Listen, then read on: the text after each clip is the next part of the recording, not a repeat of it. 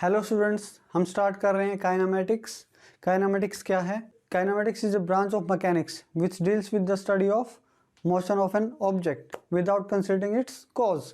But यहाँ पे time को कैलकुलेट करना बहुत ज़रूरी है, ठीक है। इसमें हमें सबसे पहले ये देखना है कि मोशन क्या है और रेस्ट क्या है। Motion when an object changes its position with respect to its surrounding with passage of time.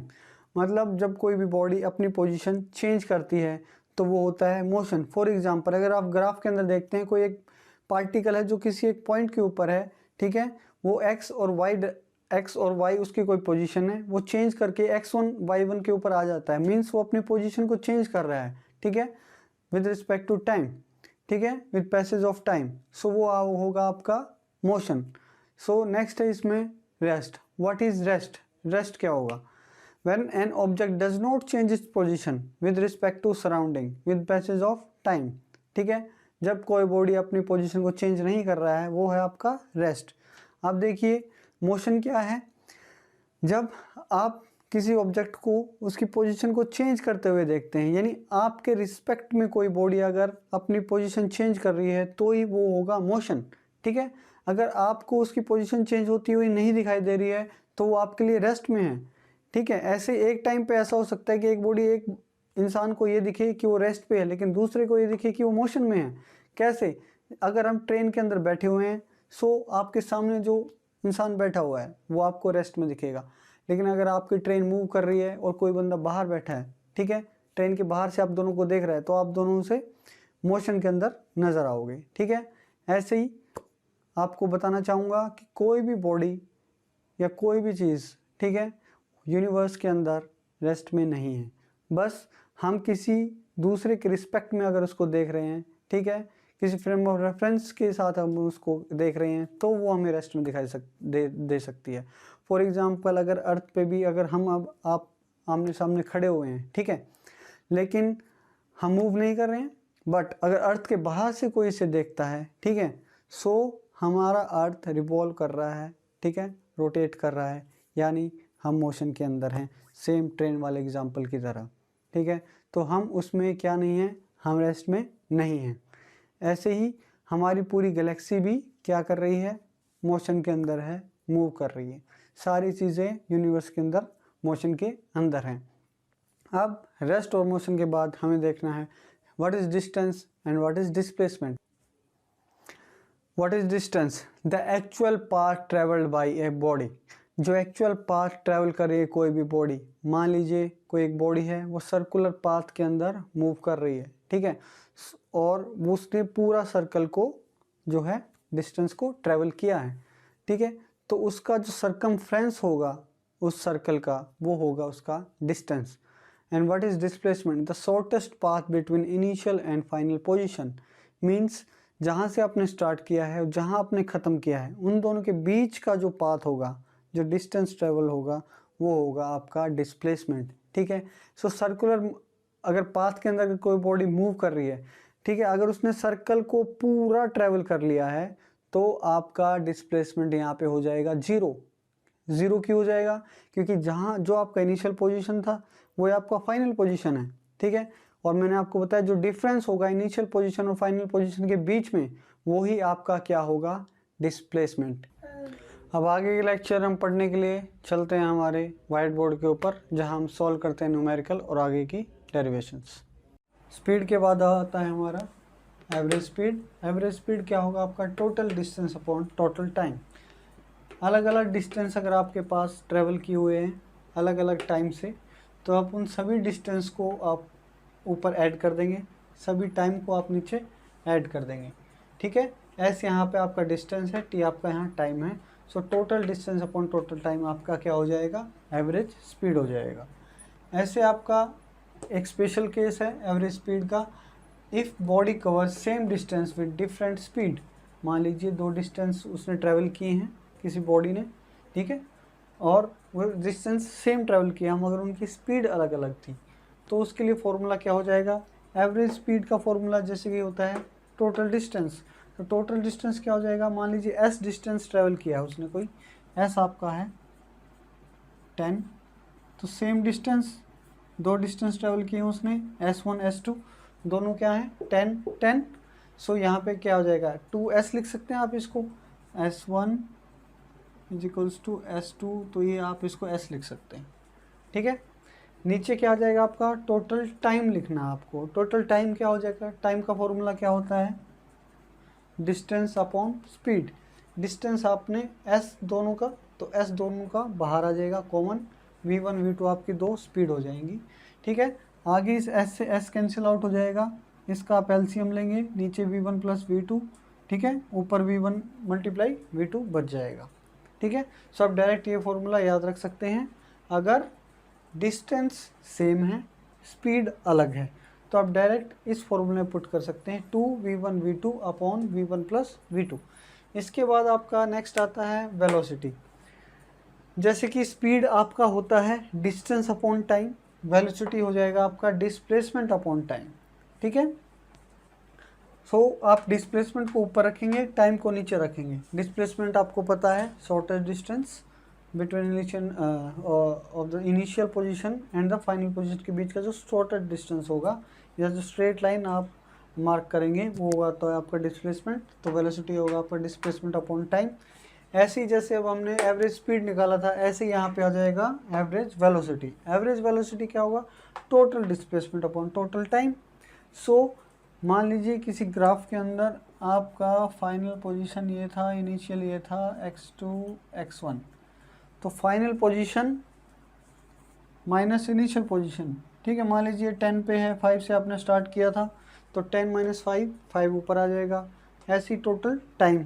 ठीक है, यहाँ पर आपको हो गया था आधा घंटा। ठीक है, यहाँ पर आप 10 मिनट पे चले थे, तो यहाँ पे नीचे आपका 20 मिनट आ जाएगा। ऐसे ही तो आप यहाँ पे लिख सकते हैं total displacement upon total time. Del X यानी कि जो आपका डिस्प्लेसमेंट यहाँ पे आया है। वैसे तो डेल चेंज के लिए आप जो डिफरेंस होता है उसके लिए डिनोट होता है। ठीक है, डेल नीचे टाइम का जो डिफरेंस आया है, यानी फाइनल माइनस इनिशियल जो चेंज है इनके बीच का। So del X upon del T, displacement upon time. Total displacement जो आपने किया है, टोटल टाइम उसके नीचे लिखेंगे आप, तो वहाँ से आपका आ जाएगा एवरेज वेलोसिटी। फिर इंस्टेंट वेलोसिटी आपका एक आता है। इंस्टेंट वेलोसिटी क्या होता है, मान लीजिए आप 10 सेकंड के लिए कोई किसी बॉडी ने ट्रैवल किया है, तो आपसे किसी पर्टिकुलर इंस्टेंट ऑफ टाइम पे अगर वेलोसिटी पूछ लेता है कि 8वें सेकंड पे आपकी वेलोसिटी क्या थी, तो उसको आप बोलते हैं इंस्टेंटेनियस वेलोसिटी। चल रहा है 5वें सेकंड पे, बताइए उसकी वेलोसिटी कितनी है। तो वो आप कैसे फाइंड आउट करोगे, आप डेरिवेटिव लोगे किसका, डिस्प्लेसमेंट का विद रिस्पेक्ट टू टाइम। तो ये क्या आ जाएगा आपका इंस्टेंटेनियस वेलोसिटी। डिस्टेंस और डिस्प्लेसमेंट जैसे कि हम पढ़ चुके हैं। डिस्टेंस आपका था एक्चुअल पाथ, डिस्प्लेसमेंट आपका था शॉर्टेस्ट डिस्टेंस और a straight line between initial position to its final position. तो यहाँ पे ऐसा हम इक्वेशन कर रहे हैं, ठीक है, जिससे आपको और अच्छा क्लियर हो जाएगा। मान लीजिए एक सर्कल है, ठीक है, ए पॉइंट है, एक बी पॉइंट है, और इस सर्कल का रेडियस है आपका आर। ठीक है, सो अब यहाँ पे हमें क्वेश्चन क्या दिया हुआ है, डिस्टेंस और डिस्प्लेसमेंट फाइंड आउट करना है। ए से बी के बीच का डिस्टेंस, और ए से दोबारा हम ए तक जाएंगे उसका डिस्टेंस, और ए से बी का डिस्प्लेसमेंट, और ए से ए का डिस्प्लेसमेंट। ठीक है, तो सबसे पहले हम डिस्टेंस फाइंड आउट करते हैं ए से लेके बी तक, जिसका तो जो ए से बी जब हम कैलकुलेट करेंगे, सो हमें ये पाथ कैलकुलेट करना है, ये कितना होता है। ठीक है, जैसे कि आपको पता है एक सर्कल का पूरा जो पेरीमीटर होता है वो होता है 2 पाई आर। यहाँ से यहाँ तक अगर आप इसको मेज़र करते हैं तो वो आपका 2 पाई आर होता है। पाई की वैल्यू आपको पता है 22/7, आर ये रेडियस। सो पूरा 2 पाई आर होता है, तो ये तो हमें हाफ ही डिस्टेंस ट्रेवल किया है, तो इसका हम क्या कर देंगे, हाफ कर देंगे। 2 पाई आर का हम हाफ कर देंगे, तो क्या हो जाएगा, 2 से 2 कैंसिल, पाई आर। यहाँ से यहाँ तक का डिस्टेंस हो गया आपका पाई आर। अब हमें डिस्प्लेसमेंट फाइंड आउट करना है। डिस्प्लेसमेंट क्या बताया था, इनिशियल पोजीशन से फाइनल पोजीशन, इनिशियल पोजीशन से फाइनल पोजीशन के बीच में एक स्ट्रेट लाइन और shortest path. So straight line तो इनके बीच में यही आ गई। सो ये क्या हो जाएगा आपका, ये हो जाएगा आर प्लस आर, 2r। ये आपका रेडियस, ये डिस्प्लेसमेंट आ गया आपका क्या, इसका डायमीटर। ठीक है, ऐसे ही अब आपसे पूछ लिया है ए से पूरा ए तक, यहाँ तक का डिस्टेंस कितना है, तो आपको पता है पेरीमीटर कितना होता है 2 पाई आर। डिस्प्लेसमेंट पूछा है, अब यहाँ पे देखिए और अच्छा आपको क्लियर हो जाएगा डिस्प्लेसमेंट। यहाँ से हमने स्टार्ट किया तो ये आपका इनिशियल पोजीशन, यहीं पे आपने सब ख़त्म किया तो ये आपका फाइनल पोजीशन। तो इनके बीच में शॉर्टेस्ट डिस्टेंस क्या हुआ, यहीं पे हो गया। डिस्टेंस क्या, कुछ ट्रेवल ही नहीं किया, ये आ गया आपका 0। नेक्स्ट क्वेश्चन आपका है, a body travels from A to B at 40 metre per second and from B to A at 60 metre per second. कोई एक बॉडी है, वो क्या कर रही है, ए से बी की तरफ जा रही है, फिर बी से ए की तरफ वापस भी आ रही है। गई थी 40 मीटर पर सेकेंड से, वापस आई है 60 मीटर पर सेकेंड से। ठीक है, सो यहाँ पे आपको एवरेज स्पीड और एवरेज वेलोसिटी निकालना है। ठीक है, हमें एवरेज ऐसे नहीं निकाल देना 40 + 60 डिवाइडेड बाई 2। ठीक है, ऐसे नहीं होता है। इसमें आपको टोटल डिस्टेंस आपको ऊपर रखना है, टोटल टाइम आपको नीचे लिखना है। सो टोटल डिस्टेंस आपका कितना हो जाएगा, ए से बी हाफ डिस्टेंस, बी से ए दोबारा। तो ये देखिए ए बी और बी से दोनों बराबर हैं, तो ए बी और बी ए दोनों बराबर हैं, तो इनको आप लिख सकते हैं 2ab, ए बी 2ab। ये बी ए और ए बी बराबर हैं। ठीक है, तो बी ए को आप ए बी भी लिख सकते हो, तो ए बी और ए बी कितना हो जाएगा 2ab। तो टोटल डिस्टेंस कितना हो गया हमारे पास 2ab हो गया। ठीक है, अब यहाँ पे हमें टोटल टाइम भी निकालना है। टोटल टाइम कैसे निकालेंगे, तो जो आपका ए से बी गए थे वो आपने 40 मीटर पर सेकेंड से गए थे, जो बी से ए आए हैं वो 60 से आए हैं। तो अभी हमने ऊपर देखा था कि बी ए को आप ए बी भी लिख सकते हैं क्योंकि डिस्टेंस तो सेम है, तो ए बी अपॉन 60। यहाँ से आप क्या करेंगे, ए बी इन दोनों से कॉमन आ जाएगा, बाहर रख लिया आपने। 1/40 अपॉन 1/60, इन दोनों का हम एलसीएम लेंगे। ठीक है, 24 आ जाएगा, इसको सॉल्व करेंगे जब। सो ए बी अपॉन 24 सेकेंड, ये आपका टाइम आ गया है। टोटल टाइम आ गया आपका A B upon 24 second. Total distance आपका आ गया है 2ab। एवरेज स्पीड का फॉर्मूला क्या होता है, total distance upon total time. Total distance आपका 2ab को ऊपर रखेंगे, ab अपॉन 24 सेकेंड को हम नीचे रखेंगे। सो हम एवरेज स्पीड में रख देंगे, यहाँ से उठाया 2ab टोटल डिस्टेंस, यहाँ से हमने उठाया टोटल टाइम, इसके नीचे रख दिया। ठीक है, ये ऊपर चला जाएगा, ए बी से बी कट, सो 24 × 2 हो जाएगा 48 मिनट्स। अब यहाँ पे हम एवरेज वेलोसिटी भी निकालेंगे। एवरेज वेलोसिटी क्या होती है, displacement upon time, total displacement upon total time. Total displacement कितना हुआ, डिस्प्लेसमेंट क्या होता है, जहाँ से आपने शुरू किया और जहाँ पे आपने ख़त्म किया उसके बीच का डिस्टेंस जो होता है आपका स्मॉलेस्ट डिस्टेंस या स्ट्रेट लाइन, वो आपका होता है डिस्प्लेसमेंट। तो ए से ही आपने स्टार्ट किया था, यहाँ गए, दोबारा यहाँ गए, यहीं पे आगे जहाँ से स्टार्ट किया था, तो उनके बीच का तो इनिशियल और फाइनल पोजीशन के बीच में तो कुछ डिस्टेंस है ही नहीं, तो ये आपका क्या हो जाएगा 0। तो आप डिस्प्लेसमेंट की जगह लिखेंगे आप 0, तो 0 अपॉन आप कुछ भी लिखते हैं वो 0 ही होता है। तो ये आपका क्वेश्चन सॉल्व हो गया। नेक्स्ट प्रॉब्लम है आपकी, a car travels first half time with speed of 50 kilometre per hour. जितना भी टाइम उसने ट्रैवल किया 10 घंटे 1 घंटा, उसका आधा टाइम जो है उसने ट्रैवल किया 50 किलोमीटर पर आवर से। सेकेंड हाफ टाइम उसने 60 किलोमीटर पर आवर की स्पीड से ट्रैवल किया। Find the average speed of the car. So देखिए एवरेज स्पीड हम कैसे निकालते हैं, एवरेज स्पीड का फॉर्मूला आपको पता है, total distance upon total time. और डिस्टेंस का फॉर्मूला आपको पता है, डिस्टेंस होता है स्पीड इनटू टाइम। ठीक है, सो यहाँ पे आप टोटल डिस्टेंस ऊपर निकाल रहे हैं, तो पहले जो डिस्टेंस ट्रैवल किया, बाद में जो डिस्टेंस ट्रैवल किया। डिस्टेंस क्या होता है, स्पीड थी 50 किलोमीटर पर आवर, टाइम कितना लिया, टोटल टाइम का हाफ यानी t/2। ऐसे ही अगला हाफ टाइम जो था उसने 60 किलोमीटर पर आवर की स्पीड से ट्रैवल किया।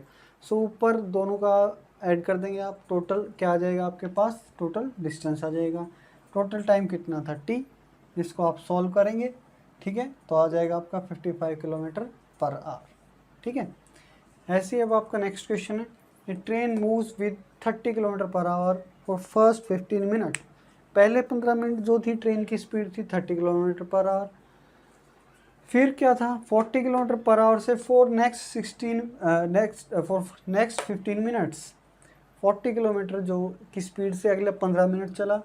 फिर 60 किलोमीटर पर आवर की स्पीड से लास्ट 30 मिनट चला। ठीक है। Calculate average speed. Average speed पूछा आपसे, स्टार्टिंग के 15 मिनट 30 किलोमीटर पर आवर, फिर 15 मिनट 40 किलोमीटर आवर, फिर 30 minute 60 kilometre per our. So total distance कैसे फाइंड आउट करेंगे, डिस्टेंस का फॉर्मूला आपको पता है, स्पीड इनटू टाइम। सो सबसे पहले स्पीड थी आपकी 30 किलोमीटर, कितनी देर के लिए, 15 मिनट के लिए। 15 मिनट मीन्स इसको आप आवर में कन्वर्ट करेंगे 15/60। फिर नेक्स्ट 40 किलोमीटर पर आवर से चला, कितनी देर, 15 मिनट, तो 15/60। ऐसे ही लास्ट का 30 मिनट चला वो 60 किलोमीटर पर आवर से, तो ये आपका आ जाएगा टोटल डिस्टेंस। ठीक है।